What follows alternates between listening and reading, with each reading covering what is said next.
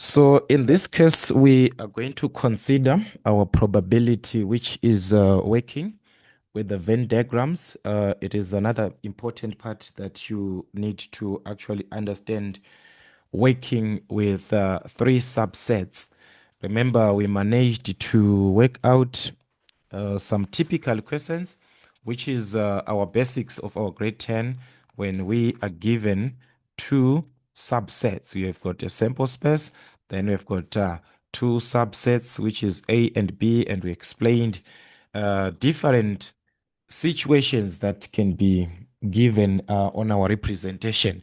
So when now you are given three subsets, meaning to say the sample space that we were having before, in this case, we're having our sample space like this. It is having three subsets which can be of an intersection. So actually, they can be presented differently, guys. We can have a condition where this is here and there are two that are connected like this. We can have a condition where they are actually separate, three of them, depending with how you are given the diagram. But in this case, we want to focus on the major situation of our examination, which is when we have got a condition where three conditions they do happen at the same time. Thus, the sets will be having an intersection of all the three subsets. They'll be intersecting at a certain part. There is an intersection of all the three sets. So that's the major part that we are going to focus with. All right. So let's say we have got our set A. All right. Another set is going to be here. Then we also have another one like this. All right. So these are the subsets. Set A, and we have got our B, and we have got our C. All right, so this is our B, and we have got our C here. So what is it that we are actually having on these sets? What is important is to understand, just like the previous condition. All right, I want us to just understand a little bit part here so that we can be together. Remember, when you refer to set A, this is the set A, all right? This is our set A.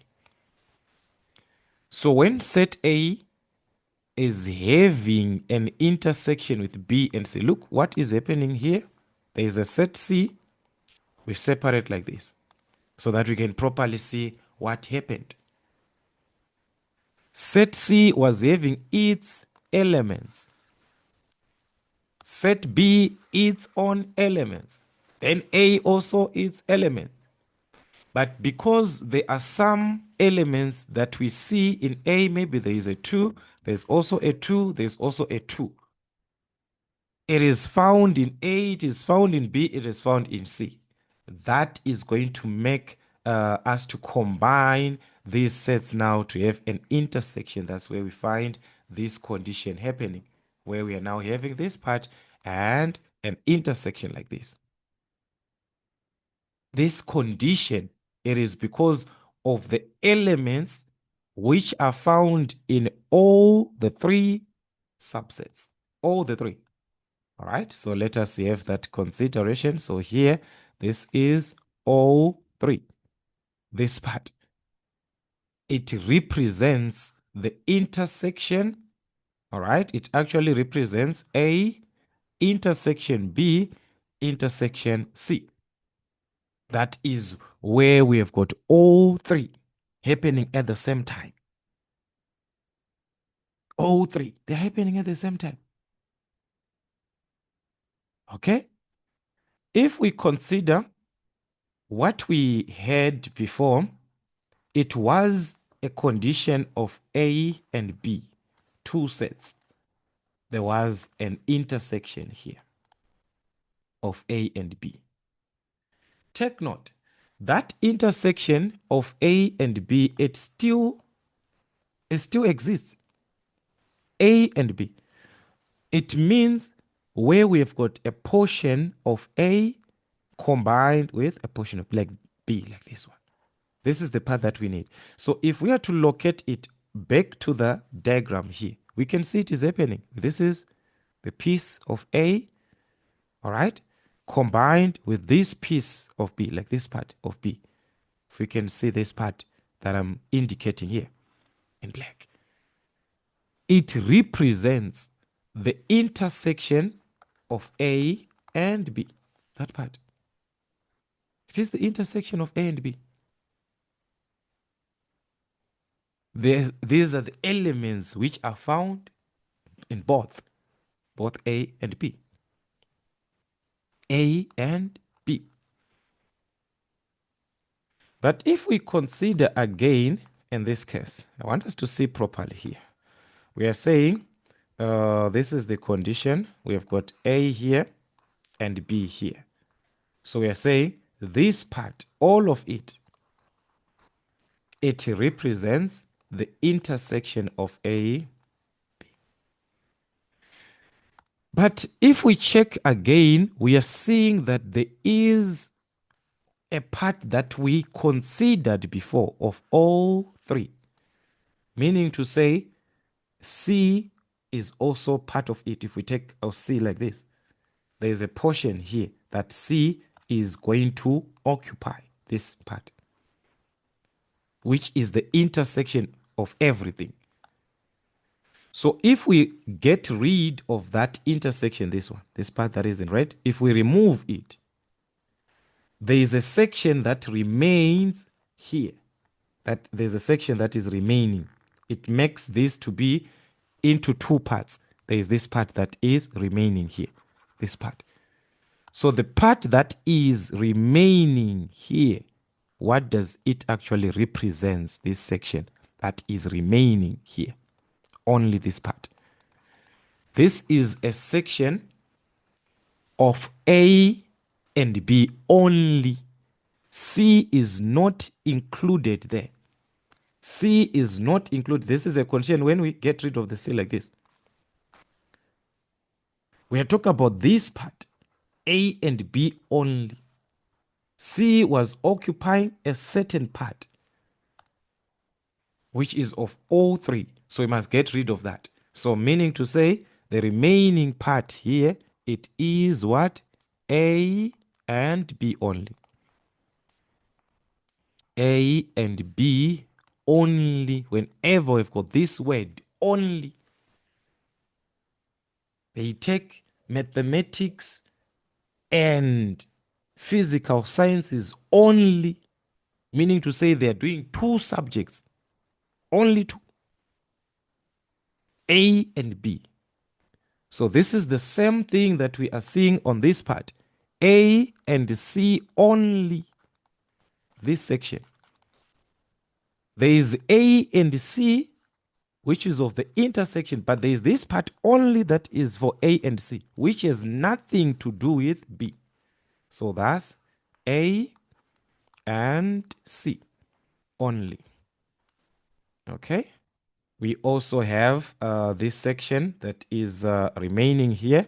Let's have this section here, which is of B and C only. All right. So that's B and C only. Let's just try to see. So that's B and C only. So this is what is important. Very, very important. A and B only, B and C only, A and C only. So that's a condition where you must get rid of, okay? Like I said before here, you'll be having A and B, A and B. But there's a section that C is playing a role. That will make us to remove that section and say we now have A and B only. So for us to have A and B only, what does it mean? All right. For us to have any condition, let's say it's A and B only. This is the one that we need to find. It means it must be taken from A and B combined together. This is A and B, this one. A and B, this one. A and B combined together. What you see in both A and B, this part, combined together. So it must be A and B minus those elements which are found on O3, the intersection of O3. So you must subtract O3. That is the condition. So maybe your O3 is given as X, whatever that you're given. So the same thing, if you want to find B and C only, all right, B and C only, what does it mean? It is taken from what? B and C. B and C, then what are you supposed to subtract? O3. The same thing, if we talk about here, A and C only, this is the same formula, guys. A and C only, what does it mean? A and C combined, everything that you see on the intersection of A and C. Then you subtract O3. So that is the condition of finding this section of only for A and B and that is the major part. But take note, there is another section also which is important to be considered. Remember we said this is our set A, all right? Let me get rid of the set A or even set B. Let's try this one. This is our set A. We take it aside. Remember like this. This is our set A. I want us to understand our set A. So the set A like this, we are talking about all elements which are in A, all of them. So it is A, all elements. But these elements, we can see that some of these are also found in B and C. There are some elements here that are part of B. There are some elements that are part of C. But they are from where? From A. A is having elements, but those elements or terms or numbers that are there, some of them, they can also be found in B. It is like a condition maybe of students taking different subjects, right? You can find another student in the same class with you, but another class that you're going to attend, you won't find that person. So what does it mean? You can have a condition of A sharing elements with B, sharing elements with also this part of C. But in our consideration now, we are asking ourselves to say, what about those ones that are only found in A? Like a person who is only doing mathematics, only doing physical sciences. So this is the remaining section of the circle that we are seeing here, the remaining part. This remaining part of A, it represents A only. What is only found in A, this section? The elements of A only. It has nothing to do with C. It has nothing to do with this C. These elements have nothing to do with B. They are only found in A. Those are the learners that are only focusing on one subject. Or maybe we are talking about sports, or maybe we are talking about the type of food that is being offered on a certain event. Then we've got certain individuals who focus on a specific food. Not to say they are going to take this, or maybe talk about the type of drinks that someone can have. Then you've got a condition where others, they focus on only one type of a drink. This is the condition, right? So this is A only, what is found in A only. It has nothing to do with the B. It has nothing to do with the C. It is the same thing that we are seeing on this remaining part of B, this is B only. Elements that we only see in B. That is B only. All right? So we've got this section which represents B only. And the same thing with this side, that is C only. This section is going to be for C. Only C. So there is set C, but there is a section for C only, which has nothing to do with B, nothing to do with A, nothing to do with any other set that you're given there. So that's C only. So the question is, from these elements that we are given, we can find what is in A only, what is in B only, what is in C only. How do we determine? Let me just give an example of set B. Okay, let me just use set B here.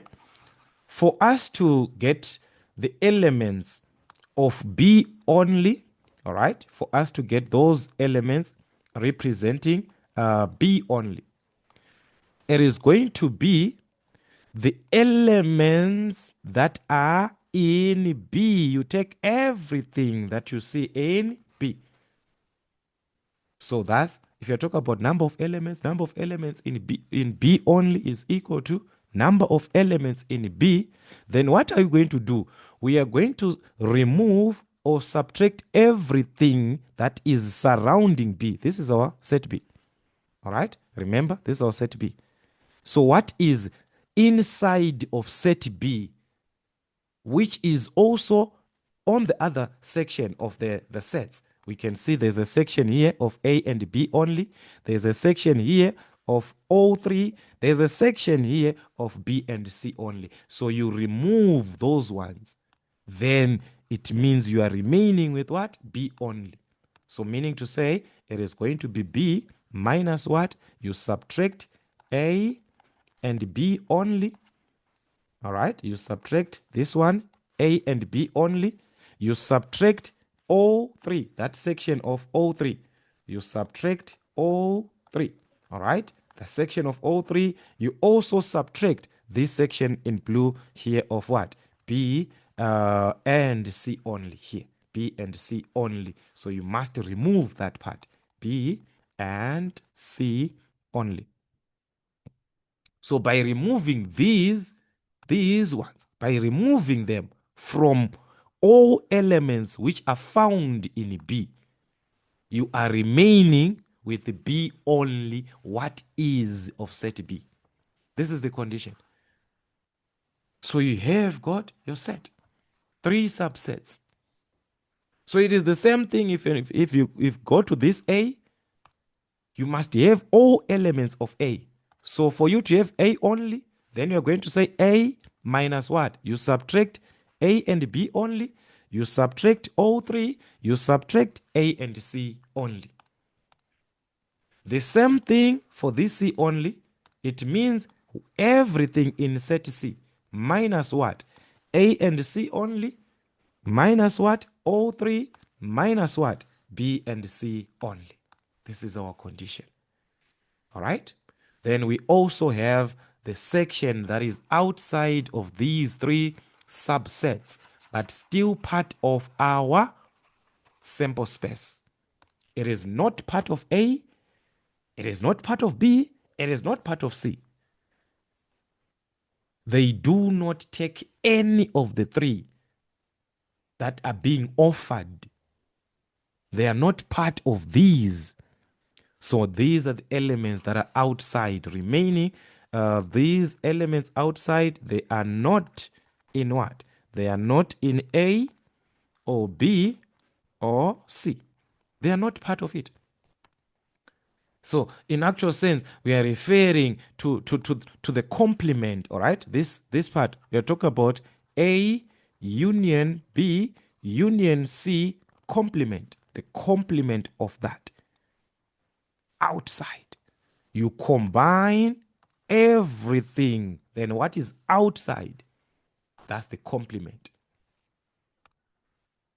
Those are the elements that are not part of these three sets.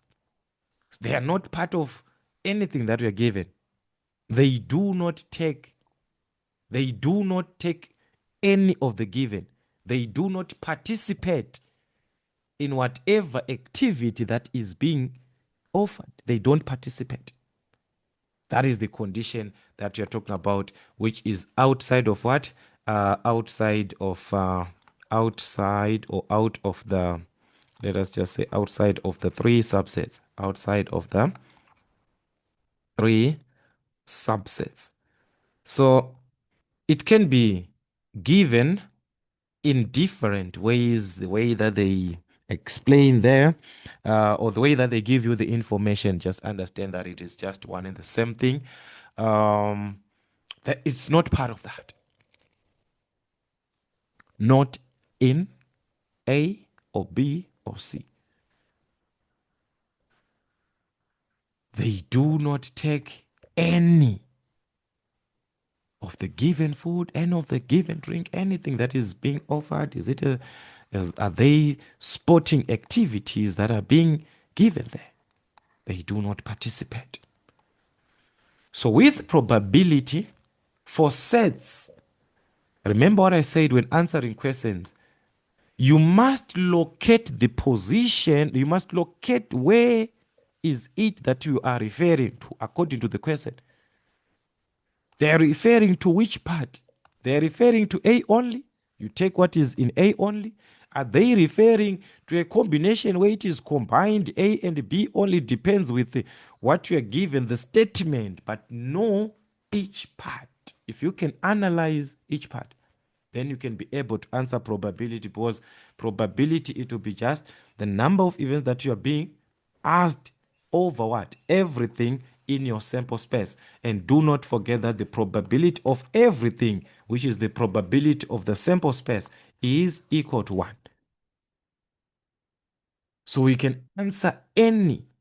So in most cases, when you say all three, that is the condition where you take this one, where you let it to be a variable, you can just take it to be x. Let this one be x. So meaning to say wherever we've got all three, we can just put x, x, x. So it is a and c minus x. Depending, guys, it's just going to be according to the question that you're given. So we shall meet again in the next class, working out examples. But as for now, I want you to analyze this, understand, and also try to attempt questions using this information. Try to figure out if there is something that you have added to your understanding. So this is it, guys. Till we meet again.